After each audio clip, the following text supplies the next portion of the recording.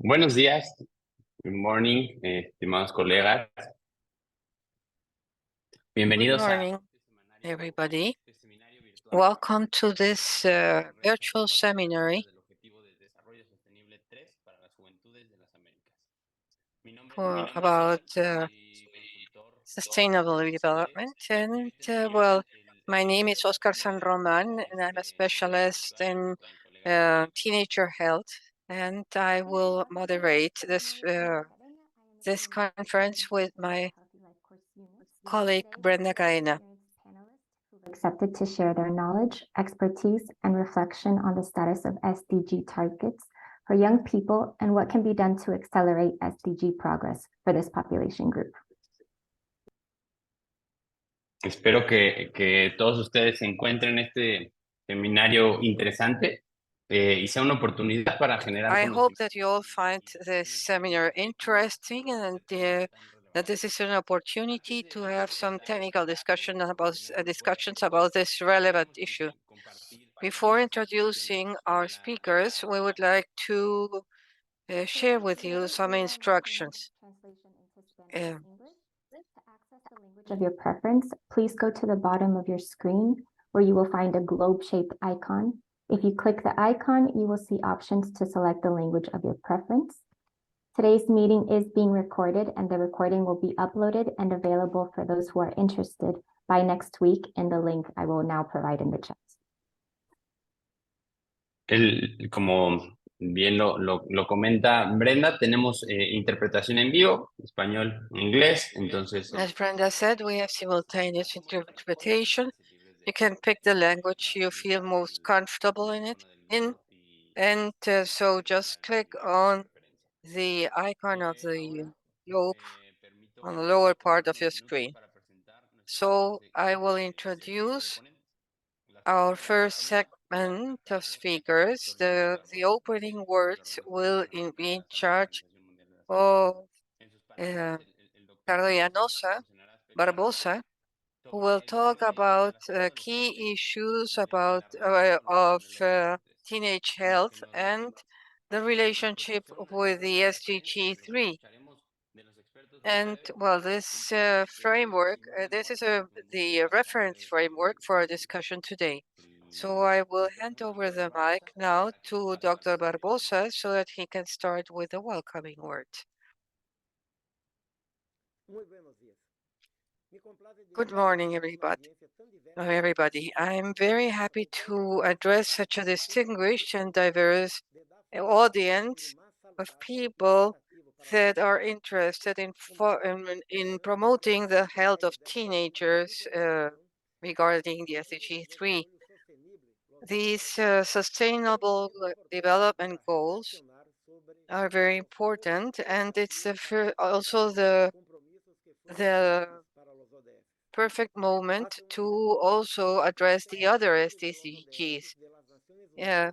A week ago, I was present at the SDG summit in New York, and this started a new stage of accelerated development towards of these goals. And we want to reach this Agenda 2030 and the SDGs through accelerated action. So this is also an answer to the multiple crises that are affecting our world, and we hope that they ignite a sentiment, a feeling of hope among all of us. And the final document of this summit will be very important for your work. The heads of state and country renewed their commitment to implement Agenda 2030 and also stated that this is still our roadmap towards sustainable development and overcome the many crises we are facing. The world community also commits to guaranteeing a healthy life for all ages and continue strengthening the health systems and the health coverage, universal health coverage, and other goals related to health. And we also engage to implement measures to use the information systems in order to compile high quality data that are trustworthy about the progress made with the SDGs and intensify the efforts to compile and share data that are trustworthy and well ordered in order to serve as a basis for policies to achieve Agenda 2030.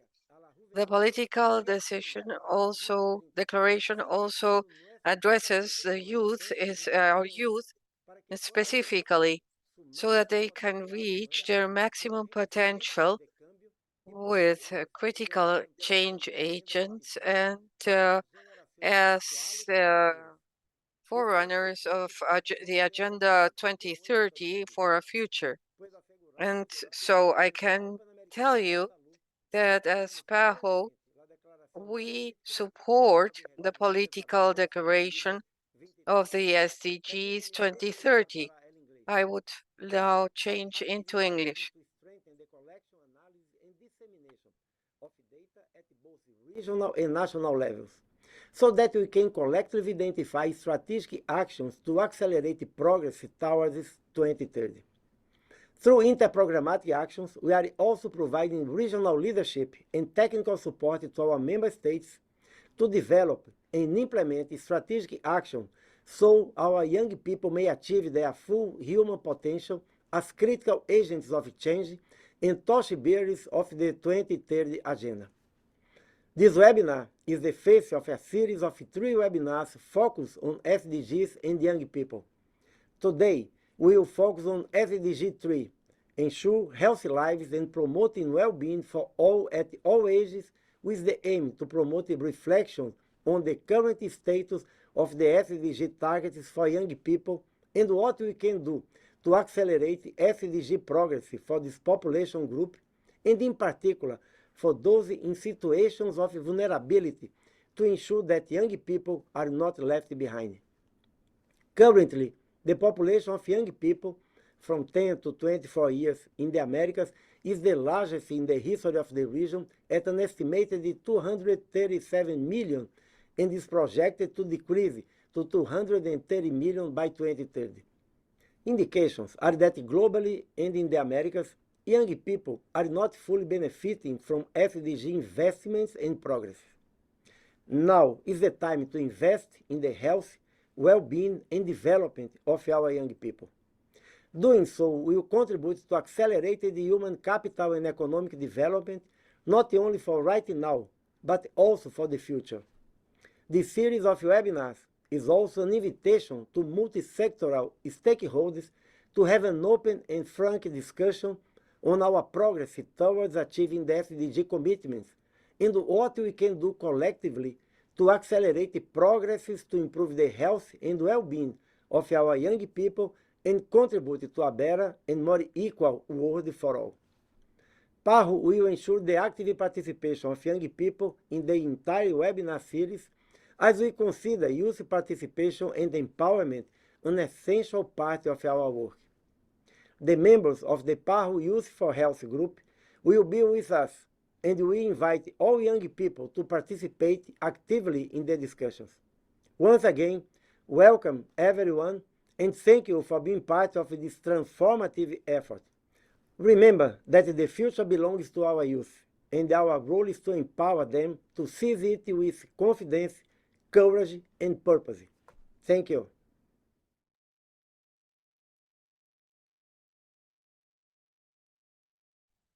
Muchas gracias, doctor Barbosa, por proporcionarnos esta visión. Thank you, Dr. Barbosa, for telling us about this vision and about the points we're going to discuss today. For the next segment of the webinar, I would like to introduce Dr. Antonio Sanhueza, Regional Advisor on Health Information and Analysis.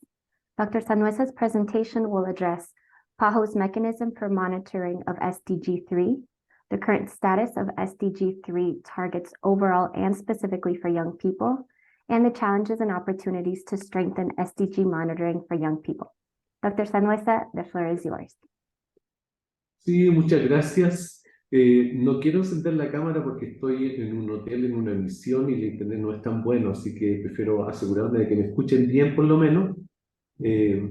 Good morning, everybody. I want to make sure that you can hear me because the internet is not very good here in this hotel, but it's a pleasure to be able to continue speaking together, discussing this issue that we have been discussing for years.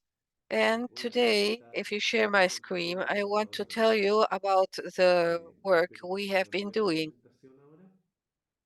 Can you see my presentation now?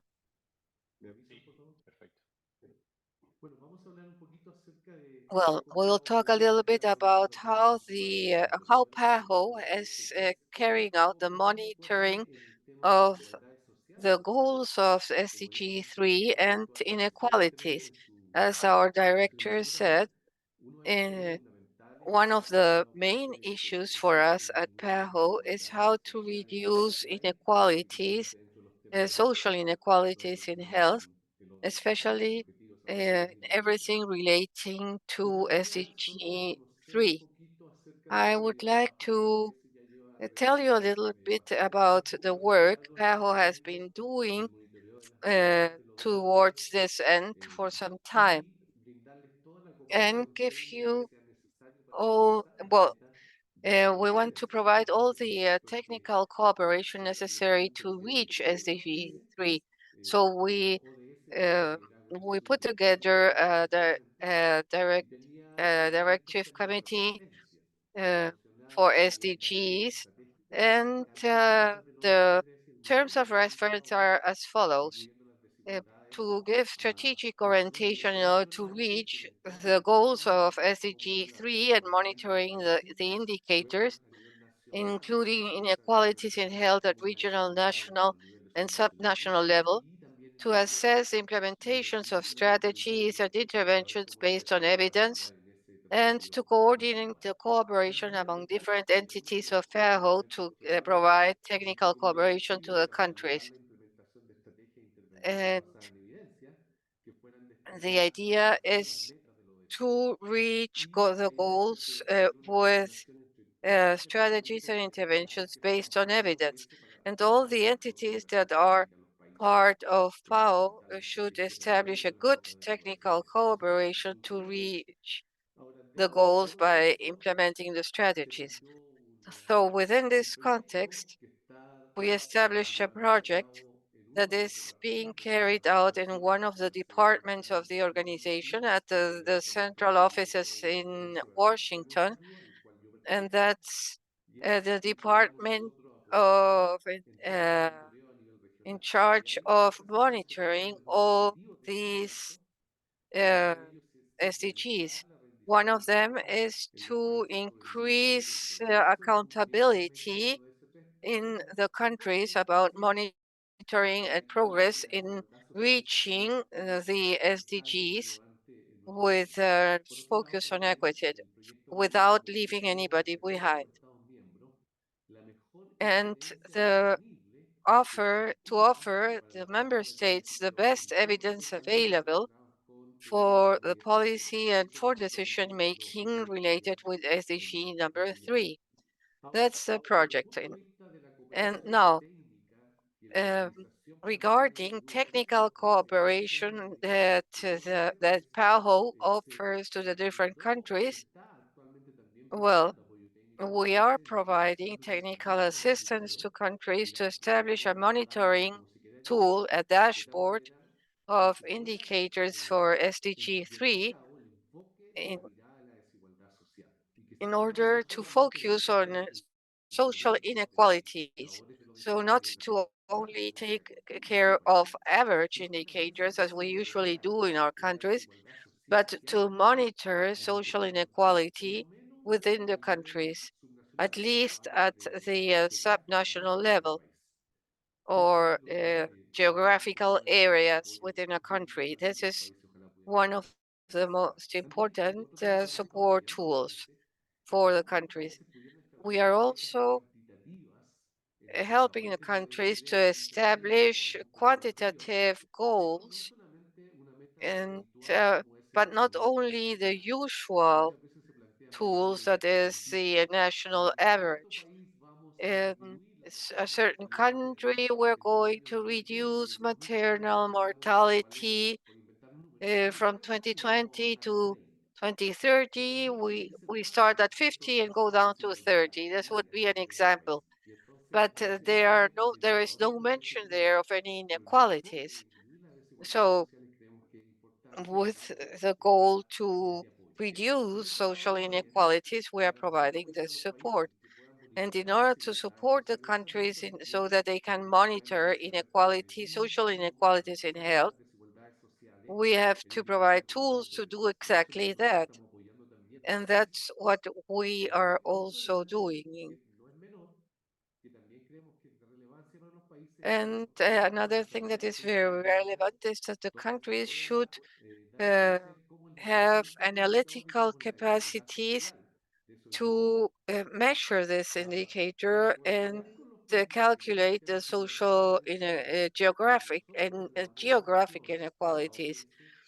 We from PAHO have developed some methodologies, and one of them is a methodology of a model of a platform for monitoring the indicators of SDG 3 and the inequalities. And this is a very relevant model. It also includes the infrastructure that would be required of such a platform. Another key element is the methodology we have developed. To measure indicators based on geographic inequalities. We have also created a tool, an online tool to use these methodologies. And well, PAHO has been promoting this issue for many years now, and it's a challenge that we consider very important in order to support our countries. Now, within the context of the whole work of PAHO's work, there are some products that we have been able to obtain, and we have designed and developed a portal, a web page for SDG 3, where all the products related with the SDG 3 at the level of the Americas and also sub-regional levels at PAHO.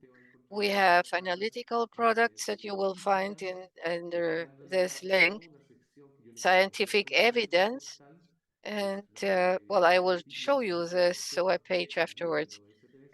So there is scientific evidence, there are scientific evidence tools, visualization tools, dashboards, and also databases. And we have developed also analytical products within the web page, like an executive summary with a graphical identity for each one of the indicators of SDG 3, and some reports of indicators for SDG 3 and the inequalities among the countries in the Americas. And about a year ago, we set up a special edition related with the issues of SDG 3 at PAHO. So I will go to the web page. I'll do it online. The link is this one, is the one you see here, www.paho.org-SDG3. That's the link to reach this portal. And I will show you here this portal about the SDGs. It's in English and Spanish. And well, this is the English version. but I am doing the presentation in Spanish, so I'm showing the version in English, well, in Spanish also. Then there are the four sections: monitoring and analysis, evidence for health, and um, and yeah, okay. Now we have access to data and resources and novelties. These are the four components of this web page. And within monitoring and analysis, we have the dashboards for different goals and their inequalities. I will center my discussion or my speech on this. And then you can look in detail at the evidence for action about all the different issues of health related to SDG 3. This is very important for our countries. But I will talk about this one. It's the monitoring of the goals and inequalities. And here you see, we will go down a little bit. Here we have an introduction to what there is under this link, what you can find here. And basically, there are five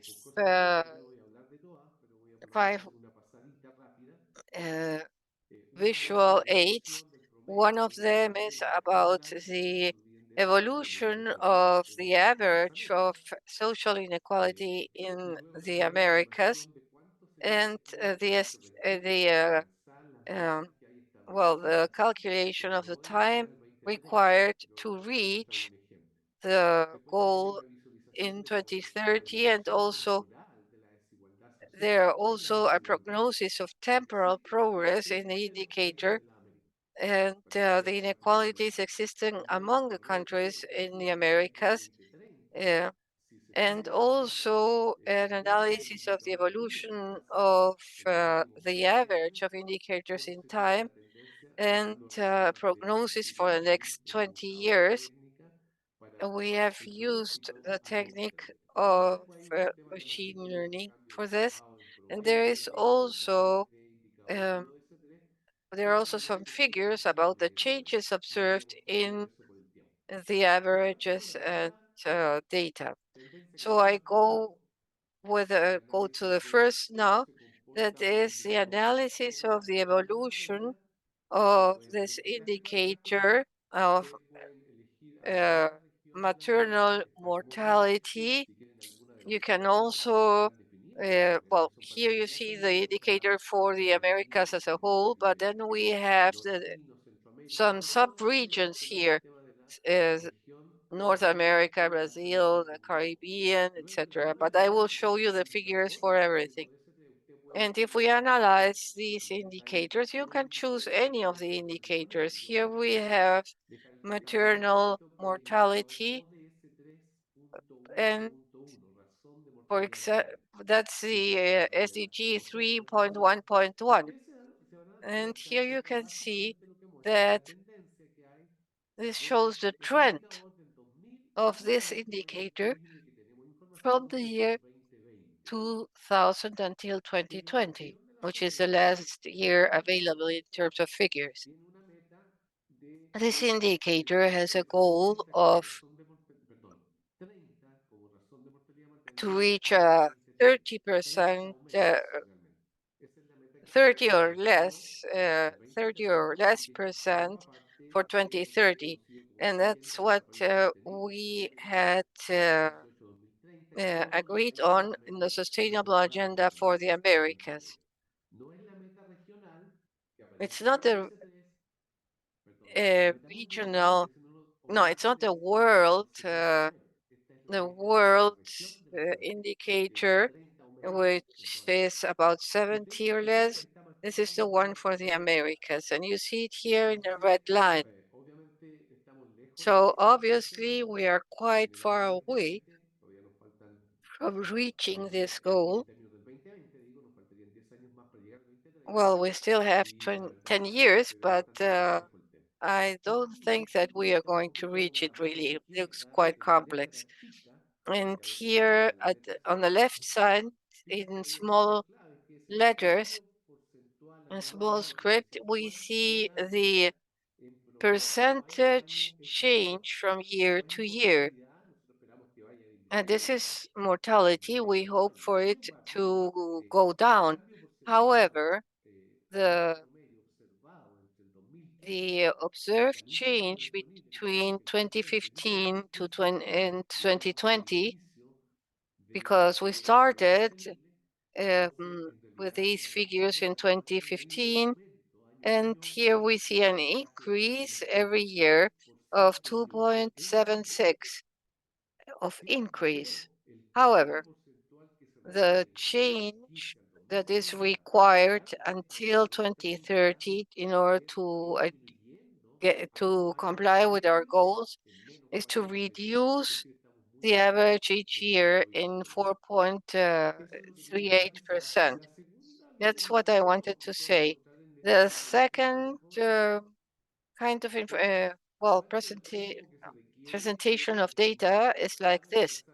This is the time necessary to achieve the goals of 2030.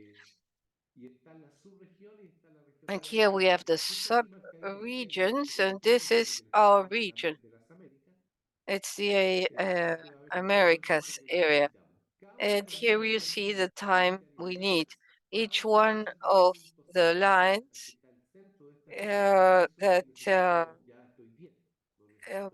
that represent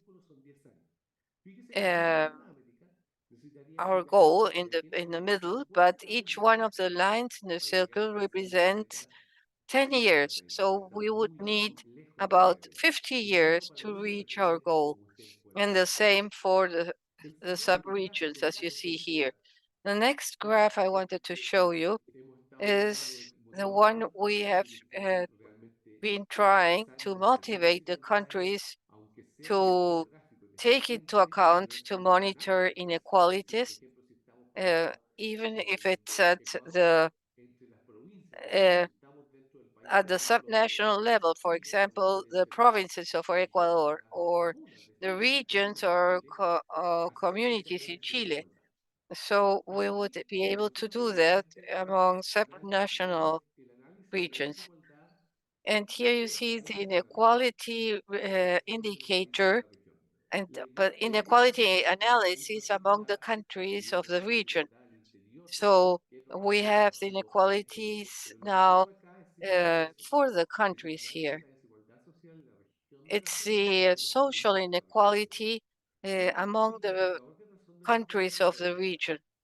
And the indicator, well, if I place myself here in the year 2000, the inequality is 186. So, well, this is to stratify indicator for inequality. These are the worst countries. There are some countries that are in a better position. And the ones that are, and the difference between those that are worse in social terms and those that are better in social terms, we find a figure of 186.19 between the privileged and the underprivileged classes and regions. And here we see that this gap has been reduced to about 129. It's still quite high, but this same perspective we can see also with the relative inequality. So if we want to change to the relative inequality, you can click here, and here you see, well, let's take an example. In 2020, the relative gap between the countries that are worse off and the ones that are best off, and this is a ratio, uh, it's the risk of maternal death in the countries that are worse off is more than 7.4% with regard higher with regard to the countries that are better off. And many of the deaths could be avoided. Now, how do we relate all this with the health of teenagers?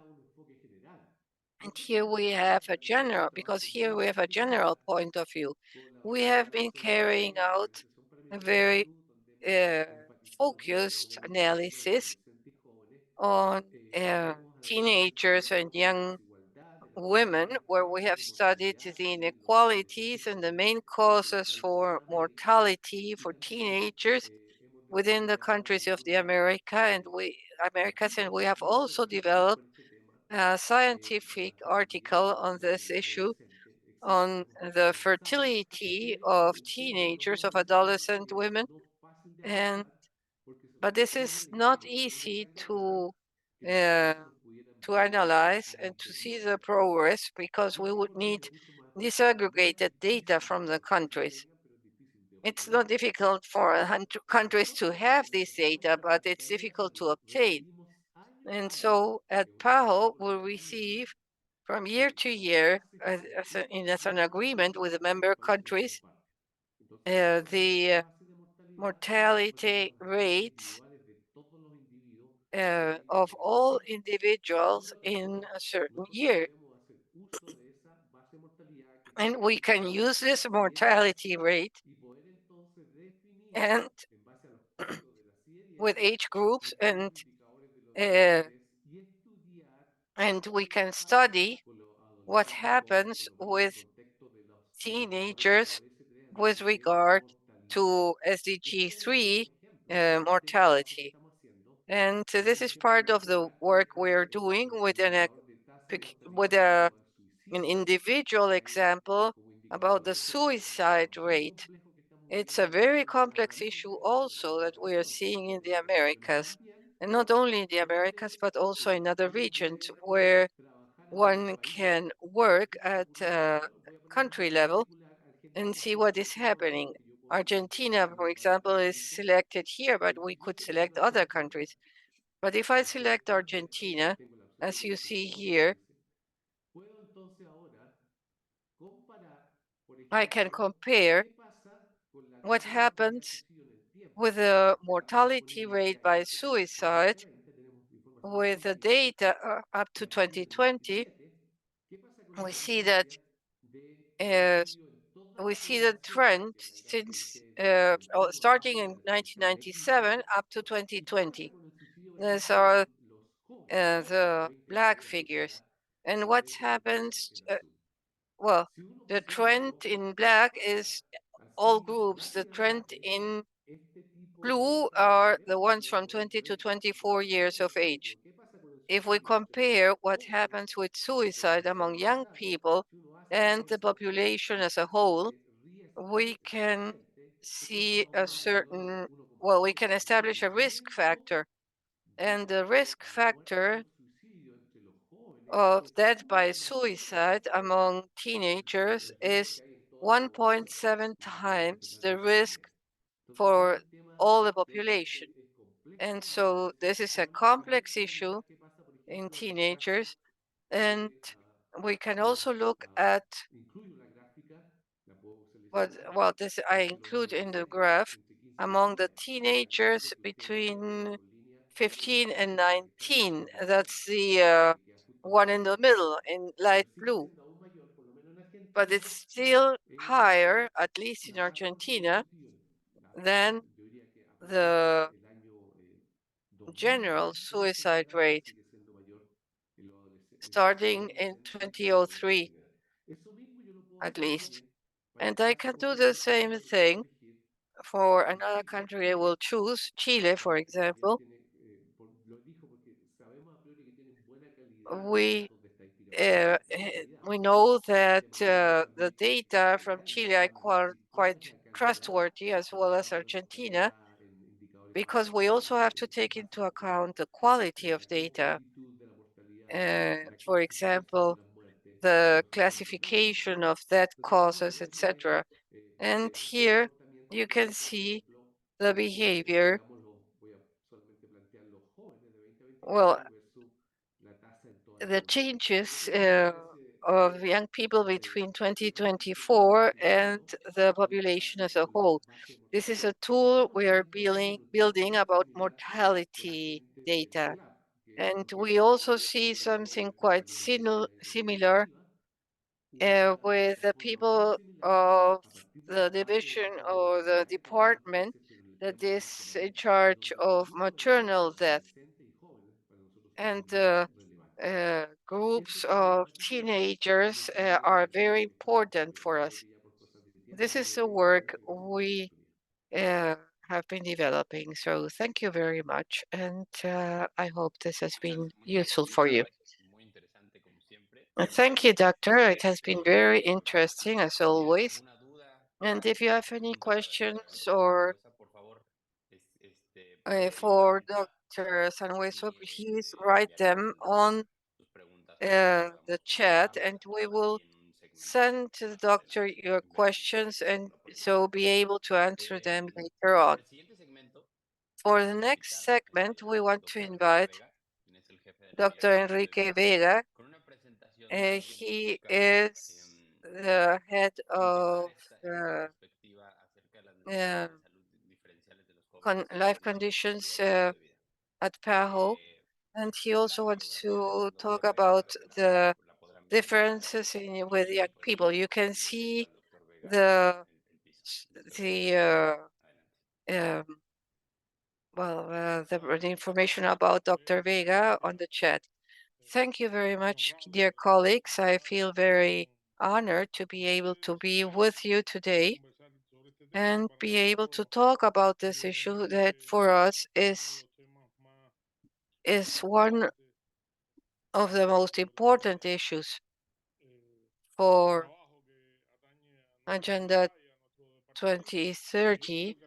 And I believe that PAHO in general, as our director said, is doing a very important role. I will talk a little bit about the lifespan of teenagers and why we are the life course of for the health of adolescents, of teenagers, and why this is important for us and the consequences for the health of teenagers.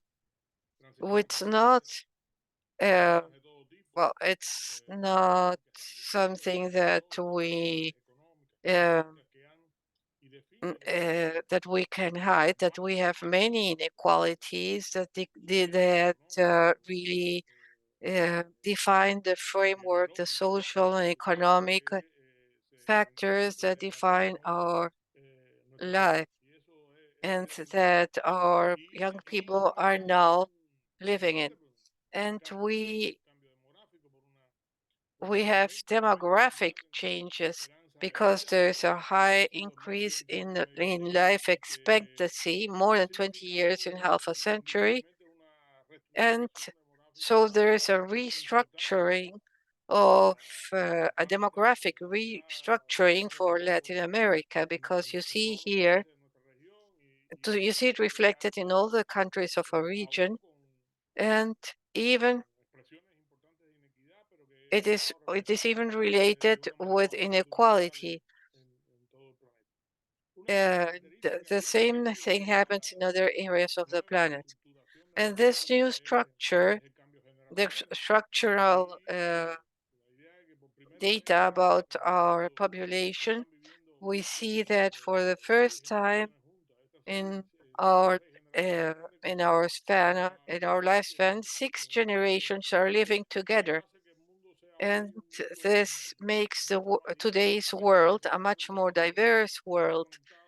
Although it is much more interconnected, at the same time, it's a more diverse planet, and that diversity in particular has changed the properties, the characteristics of people, of people's lifespan, and the market also, and especially the issue has had some repercussions on other factors also. This is Article 10. Our director mentioned it in the presentation, how this document about the universal health coverage at the high-level meeting on universal health coverage, it regards the investment in health as an investment in human capital and in social and economic development. The goal of universal health is not only to fight diseases, but also to have active human capital. And to that end, we need much more than fighting disease. We have to go one step beyond in looking at this matter. So health has to be considered as a tangible resource of human development, and it's not innate.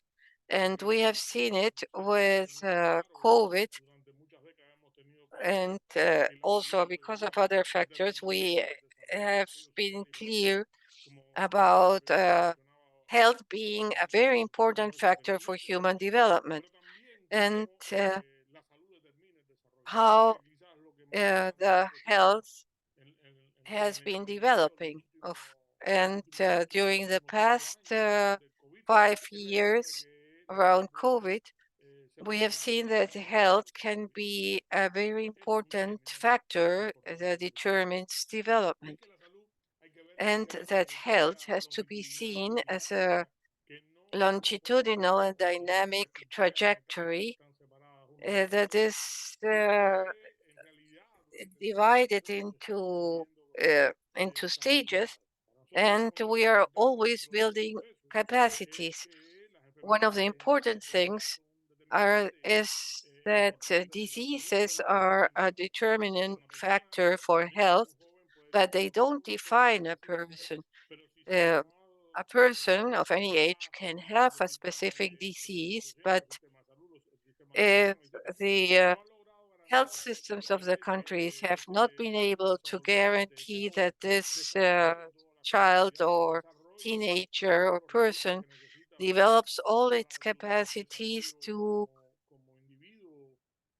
develop as an individual. So then this individual is not healthy. And in teenagers, this is especially important. And if we have a chronic disease, if an individual can, even if he or she has a chronic disease, if a person has all the necessary resources to develop his or her capacities and the possibilities to achieve his goals in life, we can consider this a person who lives with a disease or a health problem, but still reaches his or her life goals. So we also have to understand the new users of health services, and teenagers might be the most clear reflection of these new users in health services. And health services still have difficulties to understand this segment. There is a group of needs, of requirements that are different for teenagers. And there is a change in the way we have to show the supply. It has been quite a homogeneous supply of health services on behalf of the authorities, but we have to insist that there are differences.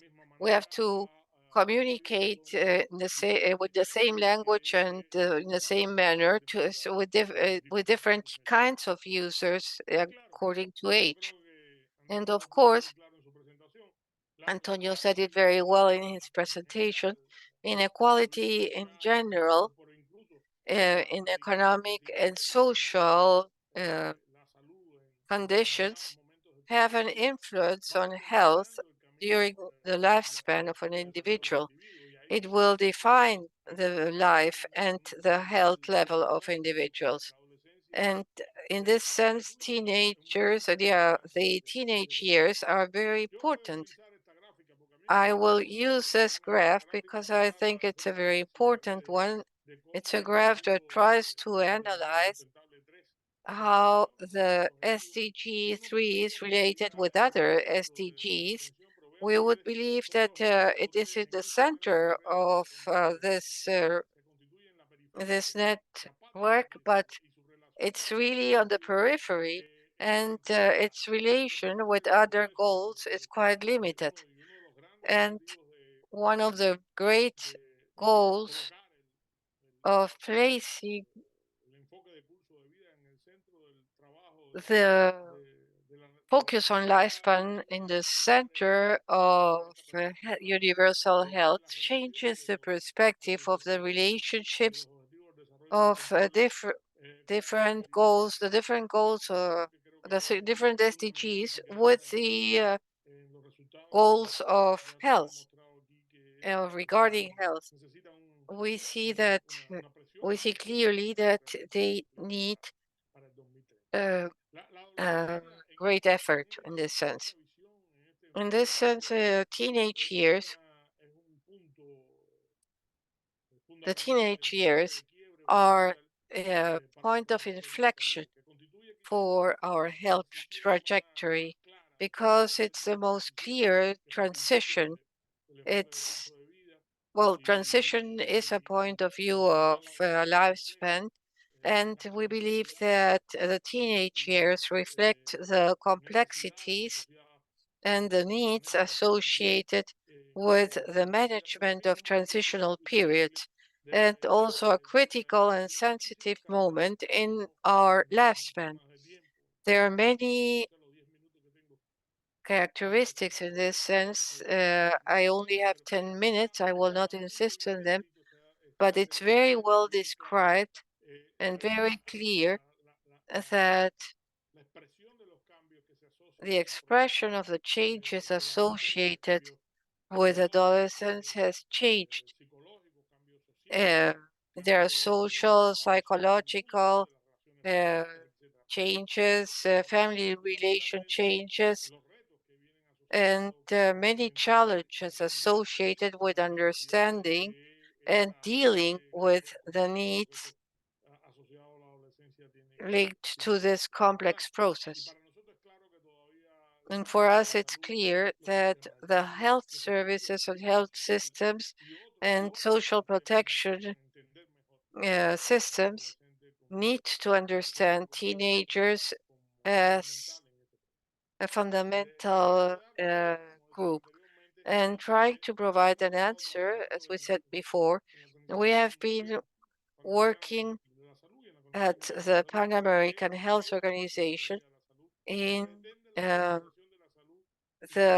lifespan of an individual, and that determines that teenage years are a crucial factor.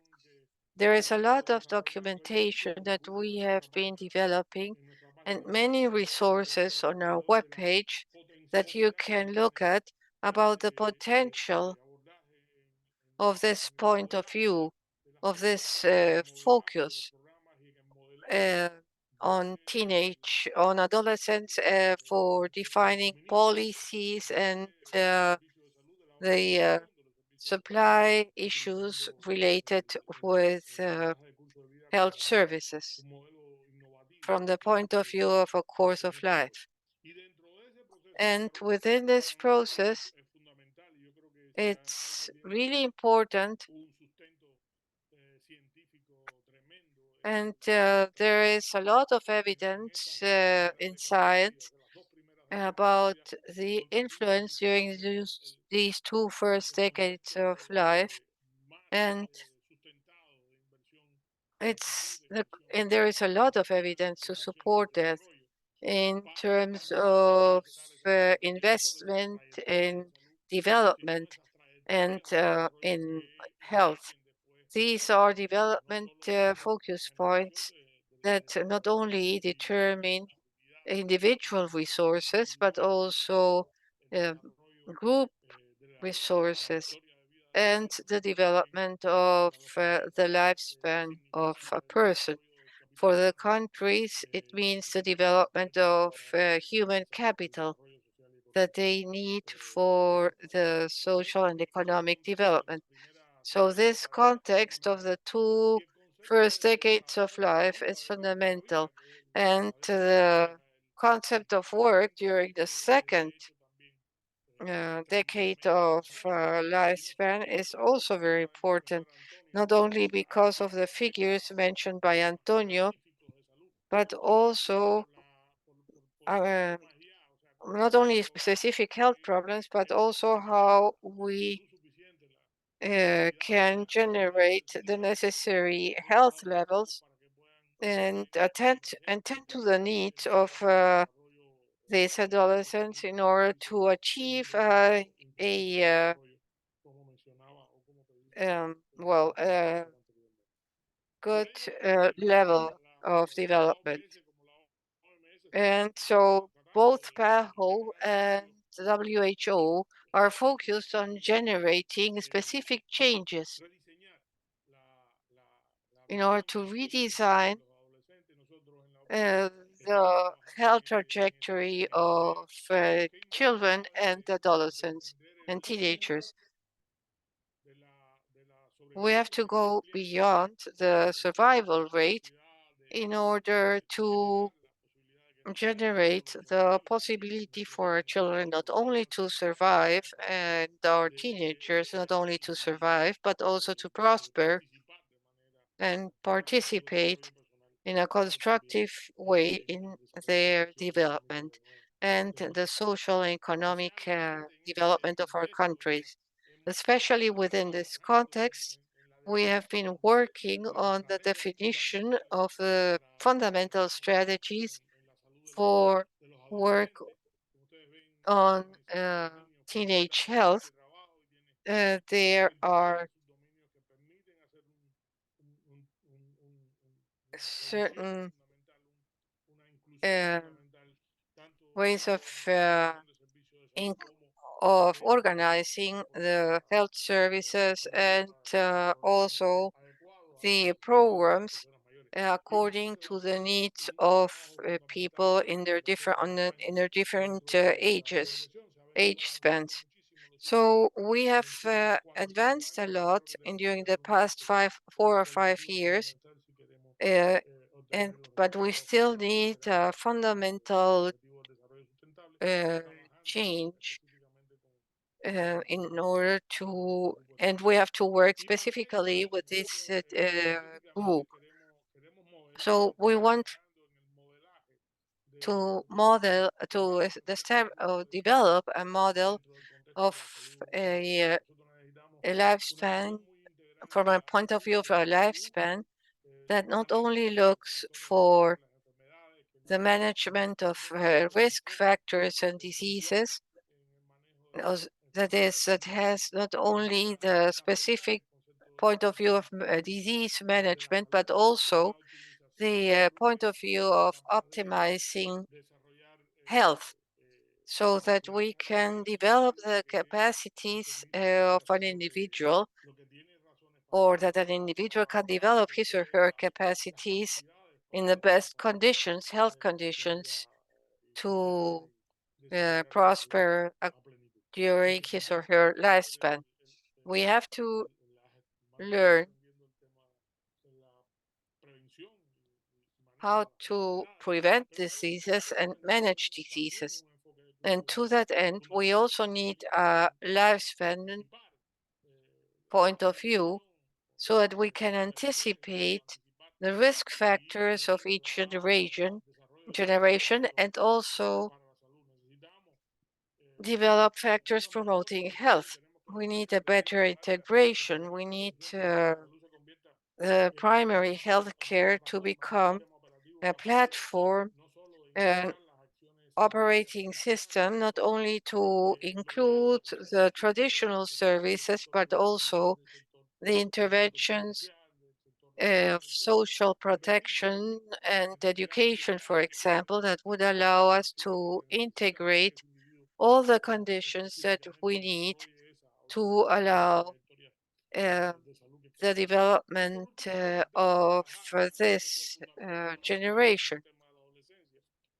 And we need to work, well, there's a specific age span in teenage individuals where we have to offer not only better services for health management, but also for social adaptation. We do not have to explain a lot here about the importance of this concept during the stage of childhood, but also during this stage of teenage years. So our efforts have to be focused on integrating the capacities of our systems in order to understand the needs of children and teenagers. And we need to develop organizational capacities, but also service capacities to understand and attend to the needs of all people, but particularly in this case, the younger generations, because we have a huge debt with them of continuous education and also the development of human resources for health, uh, both at university and postgraduate school level. That would be much more effective. We need something much more effective of what we are doing now to reach this goal. Well, I hope that I have stayed within the 10 minutes you allowed me, and I thank you a lot for your attention. Thank you. Yes. Our perspective is part of what we have to go through now in these years, and what we discussed with Dr. Vega and Dr. Yarbas and Dr. Antonio. And we want to now open the floor for a panel. And here we have 4 panelists, of which, and we are going to focus on how to accelerate the progress made in SDG 3. Our panelists, Brenda, I don't know if you want to introduce them, and we will ask the first question. We'll first ask a question to each of the panelists, and then we are going to proceed. The first panelist would be Anshu Bohan, Senior Strategic Advisor, and also Dr. Alejandra Acuña from Comisca, and we have Alejandra Navarrete from Mexico, and Kash Arger from PYEH Bahamas. So we will start with Dr. Alejandra Acuña, Secretary General of Comisca. You can find her data on the chat. And well, we want to know about the progress made in Comisca. Why do you think it is so important to achieve larger investments in teenage persons? Well, thank you very much for the invitation. And I want to answer this question. Let's see. At the Central American region, I would like to make clear that there are that the decisions made by the ministers are mandatory. So what we have to do in the majority of cases is providing them solutions and tools, and we turn the PAHO and WHO tools into solutions applicable to our subcontinent, and thereby improving our tools to face our challenges. The health systems in the region are health systems that are still fragmented and segmented with a weak governance system and without possibilities to coordinate among the authorities in order to tend to health needs. And this is something we also have to focus our efforts on. And in the region, we are working together with PAHO and WHO to measure the essential functions in each state and how these function is applied in each country, because this is something, this is a determinant factor. This were the options we are trying to apply.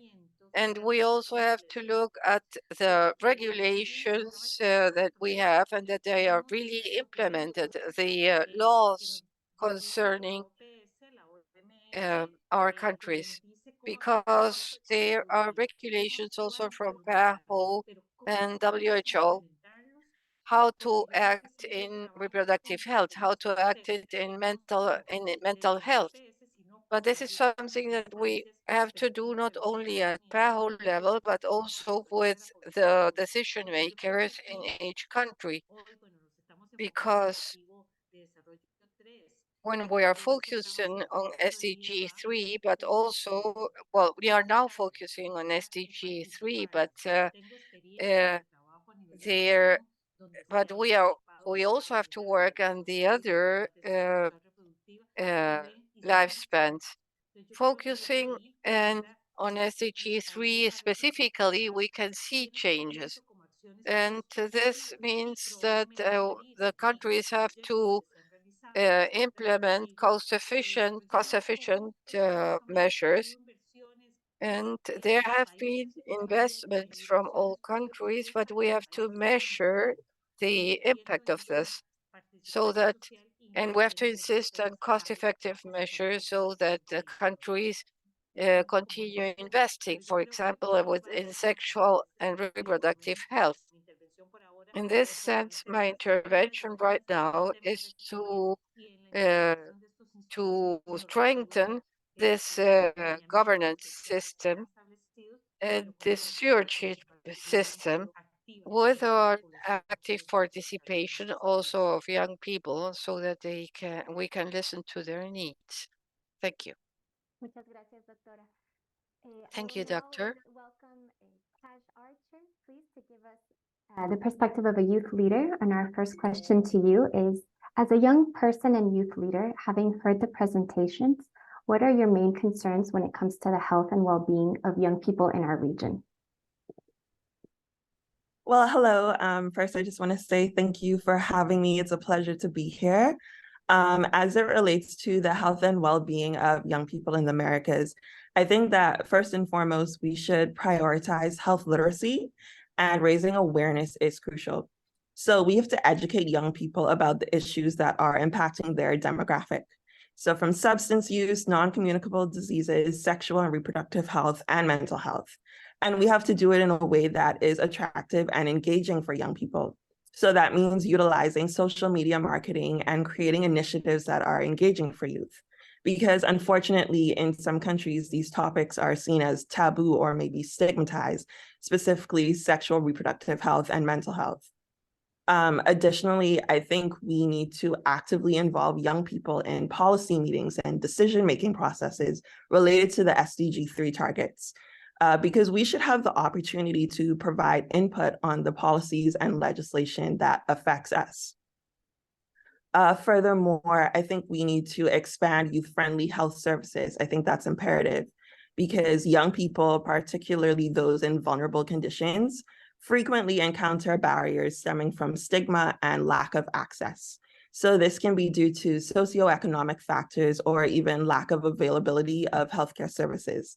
And to this end, we need to advocate for policies and programs that ensure access to quality healthcare services for all young people. And this is crucial as data from 2019 shows that approximately 30% of people in the Americas still lack access to essential healthcare services. And within these youth-friendly healthcare spaces, I think we need to create a nurturing environment where confidential and non-judgmental care for sexual and reproductive health and also mental health is readily available. I also want to touch on research because investment in research and innovation is necessary to develop new effective approaches to address the specific health challenges faced by young people in the Americas. So research funding for youth health issues is still limited in many countries. And I think that when this research is conducted, the data should be disaggregated by age groups, as this information can be used to inform policymakers when making important decisions about health issues that disproportionately affect young people. Thank you. Thank you so much, Kash, for your wonderful perspective. Now I would like to ask Anshu, this issue of SDG progress for young people does not only apply to our region, but this is a global concern. Can you tell us a bit of the actions recently taken by PNMCH and global partners to call attention to this issue? Thank you very much. And really appreciate being a part of this panel, and especially so soon after we have just concluded the Global Forum for Adolescents just about 2 weeks ago. So this is a huge opportunity to connect the conversations we had during the GFA and with the conversation that is happening here. So congratulations very much to the organizers. I do want to first start by congratulating Kash, talking about research. I think that's fantastic. This is where our conversation started, about 4 odd years ago in 2019, when the first UHC declaration came out, and we noticed an absence, and that was an absence of adolescents being mentioned there. So that was the start of the journey, and we got a set of colleagues and like-minded partners to work with us to identify what the gaps were. The first gap was evidence and the lack of data. So early adolescence is a black hole. You don't have data on that. You don't have indicators to measure. So it's like a chicken and egg situation. If you don't have data, it's because you don't have indicators. So those 2 points became the starting point of this discussion. Secondly, the lack of political priority for this age group. Young people, and I am very intentionally drawing a very distinct line between adolescents and youth, because politically young people are used as very strategically as vote banks. But the adolescents who are yet not able to vote don't have a political currency. So they fall off the political agenda, and there is focus and spotlight on young people. So young people need to be the torch bearers for adolescents as well. So our journey started with evidence. We brought together colleagues, and my PAHO colleagues have been a part of this conversation, especially Sonia, and who's been a part of this immense journey with all of us who work together on a definition of adolescent well-being. So pushing the envelope a little beyond health. It's not about only health, it's about other things: agency, resilience, connectedness, safety and supportive environment. All these so important to young people for their well-being, for their optimum well-being. So we first agreed on a definition. We agreed on an adolescent well-being framework, which was first published in 2021. We had multiple consultations. There was a consultation in PAHO as well, and all those came together to put together a BMJ collection dedicated to adolescent well-being. That collection was out in 2 parts. The first one was sometime in September, October 2022, and then the second part came out in March 2023. I'll quickly post links to the collection in the chat as well. So once we have the evidence piece kind of going, our job was to make sure that this is co-owned, co-led, co-driven by young people. And as you know, PMNCH is a platform which has the only population-based constituency for adolescents and youth. And we are the pioneers, in a way, of a meaningful adolescent and youth engagement. So we brought all those voices to be a part of these conversations and launched the What Young People Want campaign, which went on to gather 1.2 million voices. And 40% of those voices want education, want skills. And I heard health education, one of the conversations, my co-panelists spoke about health education.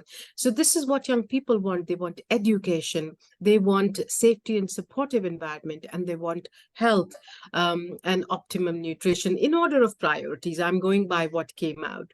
So we packed this together to come together for 2 days on 11th and 12th of October, which is just 2 weeks ago. And we spoke to more than 6,000 people, especially young. We had 55 young people speaking at the Global Forum for Adolescents. We had about 18 national commitments, 3 of them from the region. So, and our special heartfelt thanks to those who work towards those commitments. So Honduras, Mexico, and Ecuador were 3 countries who've made specific commitments to adolescent well-being. So I just want to say that this is a huge groundswell of momentum. Please let us not lose it. Let us continue to build on it. The Global Forum for Adolescents is just a milestone. The campaign, the 1.8 billion campaign, will continue over multiple years. And there are 3 prongs on which we should work. The evidence piece, of course. The second piece is meaningful youth engagement. Young people and adolescents as co-owners and co-drivers of this engagement. So shifting the narrative from creating or empowering or supporting young people, acknowledging them as equal partners, I think is really important and is a game changer. It was for us, it is for us, and it should be for others. And third, working with the UN, working with member states for accountability and commitment. I mean, I hope by the time we get to start thinking of the agenda for post-2030, we will have a composite set of indicators on adolescents to measure their health and well-being, which I think is missing. It is so scattered, it is so across that you have very little accountability for what is happening to the largest cohort of adolescents. But I'm happy to speak more, but I do not want to take up your entire panel. But back to you. Thank you. Thanks a lot, Anshu. That was actually, and let me congratulate you for the forum. It was amazing, an amazing experience. Now I'll go with Alejandra. Con lo que dijo ahorita Anshu respecto With what Anju said about the Global Forum and the campaign of what young people want, would it be okay for you to tell us about what young people want? What do you see in Mexico as their main concerns? And what would it mean for you what it has meant for you to participate, or would it mean for you to have young health as part of the SDGs? Thank you for giving me this opportunity to talk as a youth from Mexico. And I agree with what Dr. Alejandra said. We have to work a lot to reach SDG number 3. And we are in a post-crisis period with the pandemic. We have gone through 2 or 3 years that were very difficult for all, but especially for the young. Because when I consider myself part of this group that was affected not only in Mexico, but in all the countries of Latin America and other continents, I believe that there is still a backlog in academic services, in labor, in workplaces, etc. And we are concerned not only about our present, but also about our future. I believe that the pandemic opened our eyes for many of us, and many of the decisions that we're making today as persons involved and with the at PAHO and at other worldwide organizations, I believe that there are many deficiencies and we have to improve the hygiene conditions and living conditions for vulnerable populations and access to better medical services. I'm a physician and I'm doing my social service period. And in Mexico, what we see here is a great backlog and a lot of things to do in order to reach these vulnerable populations, especially with young people. And I want to stress the issue of sexual and reproductive health and the transmission of these diseases. And we have to work with young people and children. And it's important to fight to eradicate the practices that make these populations vulnerable. And I'm very much interested in public health. So if we focus on these programs and empower and educate our young, and then they will be able to make decisions that have an influence on their own health and on self-care. We have talked about mental health because we have lost a lot of people during the pandemic, and we also talked about factors such as alcohol and drugs and risk sexual practices that increase HIV cases. That is still a great problem at work level and teenage pregnancies. There are a lot of children, of girls, 10, 11, 12 years old that are pregnant. So it's very important to start with this education and this health promotion, starting at homes, at their homes, but also the schools, and in order to build a more sustainable future with better health and create policies and reforms that have been failing and see what we can do right now as young people and empower ourselves and share this with more people and change the life of more people and provide education, especially. Thank you very much, Alejandra. A very interesting perspective. And I believe that we can point out some issues, and then I will go on to the, I will point out especially the youth empowerment. And I would uh, like to finish with the commitment of policy makers towards teenage health. Well, yes, I believe that one of the essential issues, and that was discussed a lot, was the analysis of inequality indicators and life trajectory. I believe that the tool that Dr. Brenda was talking about, Alejandro was talking about, we believe it's a great tool. I believe that here public policies have to define these actions and make decisions based on evidence.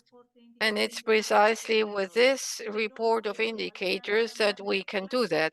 What Alejandra said seems key to me. The participation of young people and listen to young people. I have the experience of some countries in the region that have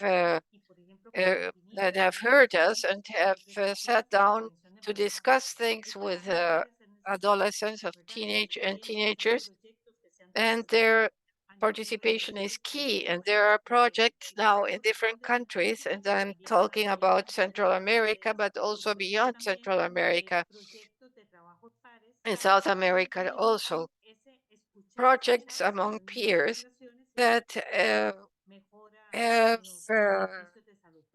have been able to improve health services.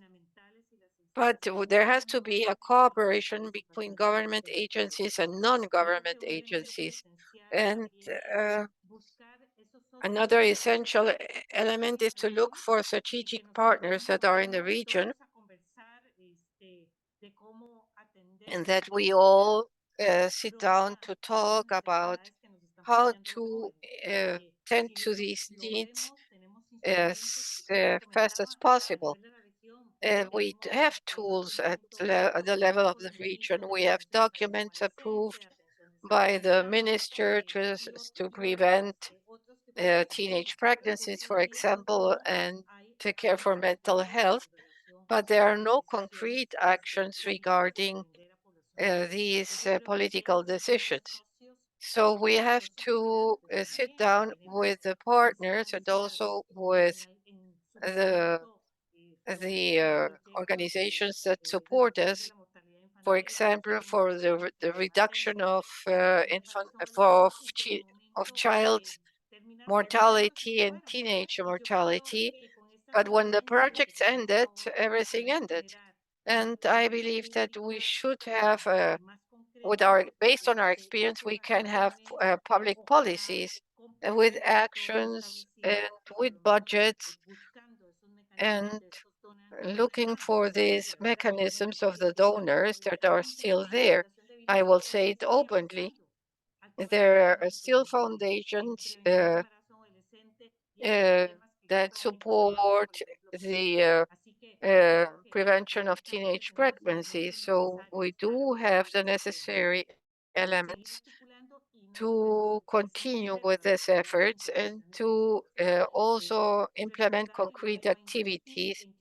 And I insist also on the actions of the SICA region are binding, so that when the member states support the decisions at the level of ministers, they are bound to implement them in their countries. There are 8 countries, but 8 countries is in all of Latin America is already an significant group, and we can take it to the rest of Latin America.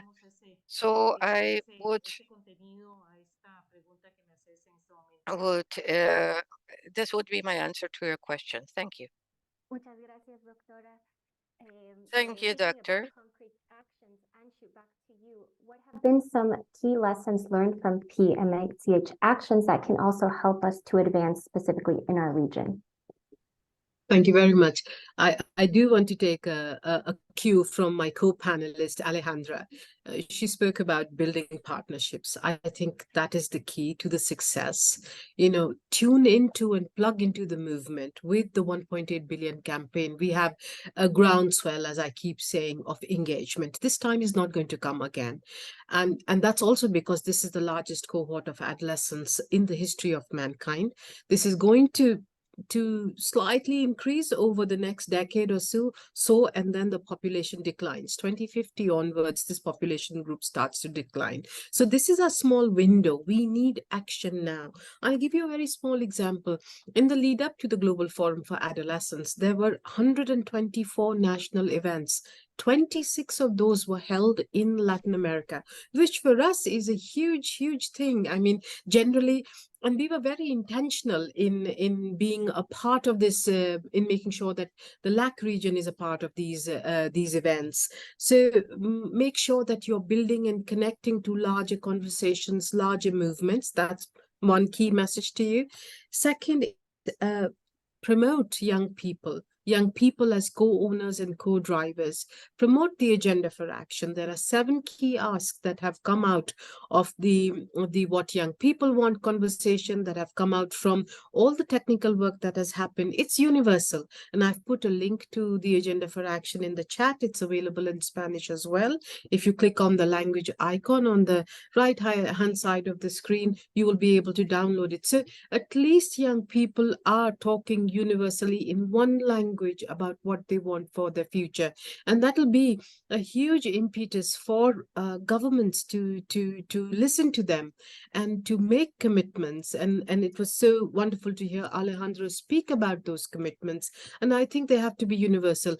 We as PMNCH are not sitting on our laurels that, okay, we've got 18 commitments. We've got, this is just the first step. It needs to happen. So partnerships, young people in the driver's seat, co-leading, co-owning, and advocacy. Strong, powerful advocacy from grassroots to grass tops is the way forward to keep the movement going, to get traction, to get commitments, and then finally accountability from across is the key to getting to where we want to before we hit the landmark of 2030. Thank you, and back to you. Thank you, Anshu, very much. Vamos a cerrar un mensaje muy breve de un We are minuto. going to close with a brief message of 1 minute by Alejandra, and Cash also closing remarks, and then we will leave the floor to Enrique to close this meeting. Alejandra, please. Thank you very much, Oscar. I would like to tell you that young people can get involved in decision making, as Alejandra said, and we should not only state that we are the future. We always say young people are the future of Mexico, but we are also main actors for change. We are strategic actors that have to be taken into account in the present in order to develop the future. We have the capacity to adapt ourselves, and we know how to use the new technologies. So I believe that we can be catalyzers for the best policies in health with universal access. And to the young people that are here today, we want to invite you, and please take this message with you, and please take action. It doesn't matter if you are in a small village or in a large city in this continent. The important thing is that we take action and take responsibility for our future. If we do not work for a better health for us, better conditions, we won't be able to make progress during the next years. That will be quite complicated. We have to participate in these activities to improve universal health coverage. Thank you very much for everything. I was very happy to be with you today. Closing message, please.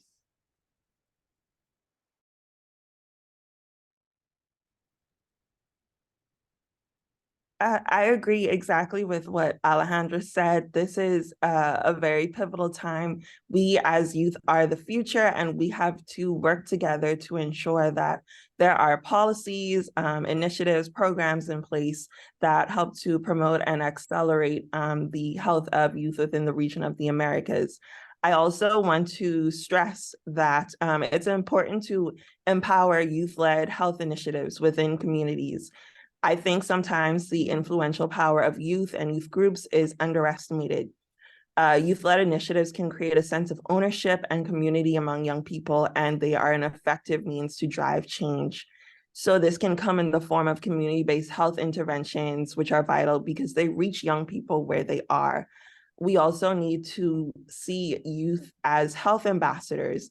They need to be engaged in these sorts of events and initiatives to provide perspectives and not just be tokens, but actually have genuine participation, because our ideas, our experiences are important, and they help to shape, they can help to shape the policies of the future. I also want to say that intersectoral action is extremely important, because we shouldn't just focus on health within ministries of health. We also need to incorporate collaboration with other sectors, with education, with transport, with business, marketing, all other sectors. So we need a health in all policies approach to ensure that young people are catered to, that their health is seen as important. And I just want to thank you guys for providing this platform, for having me and Alejandra here, and allowing us to voice our perspectives. I think it's really great. Thank you so much. Thank you, Archer. Cash, sorry. Sí, Brenda. No. Thank you again to our wonderful panel. And now we would like to invite back Dr. Vega, Life Course Unit Chief, again to close and deliver the closing remarks to today's webinar. Dr. Vega.